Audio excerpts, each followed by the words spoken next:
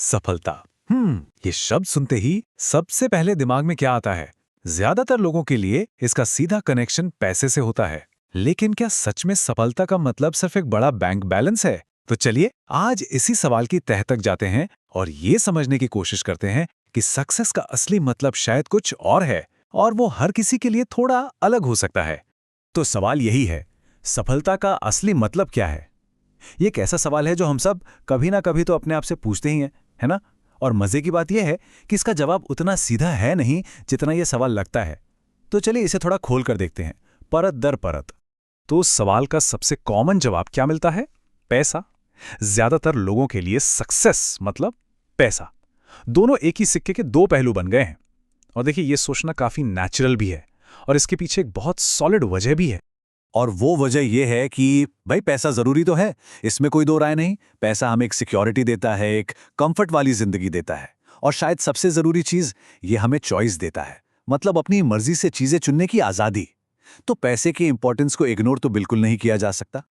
लेकिन कहानी सिर्फ इतनी ही नहीं है। असली सवाल तो अब आता है, क्या पैसा ही सब कुछ है?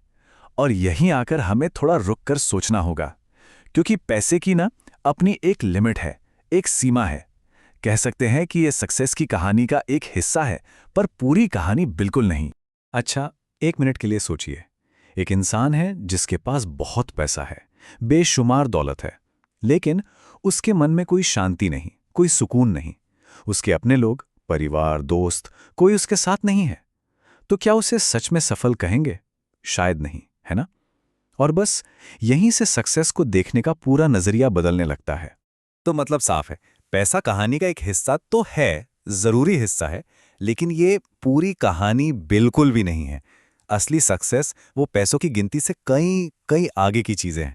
तो फिर सवाल उठता है, अगर पैसा पूरी कहानी नहीं है तो बाकी के हिस्से क्या हैं?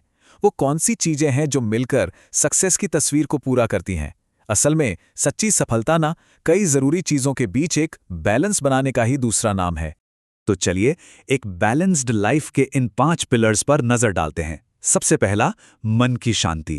क्या रात को चैन की नींद आती है? दूसरा है रिश्ते।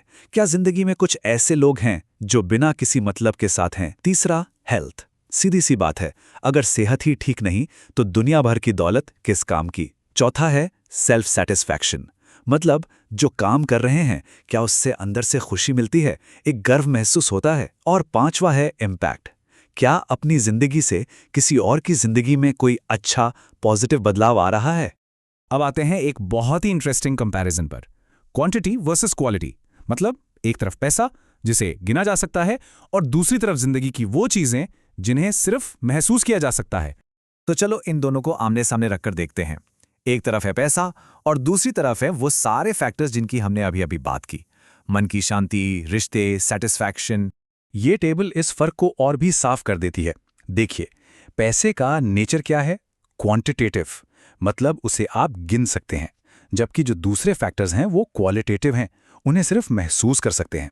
अब जरूरत की बात करें तो पैसा जीने के लिए जरूरी है, बिल्कुल है, लेकिन वो जो दूसरे पहलू हैं वो एक मीनिंगफुल लाइफ के लिए जरूरी हैं।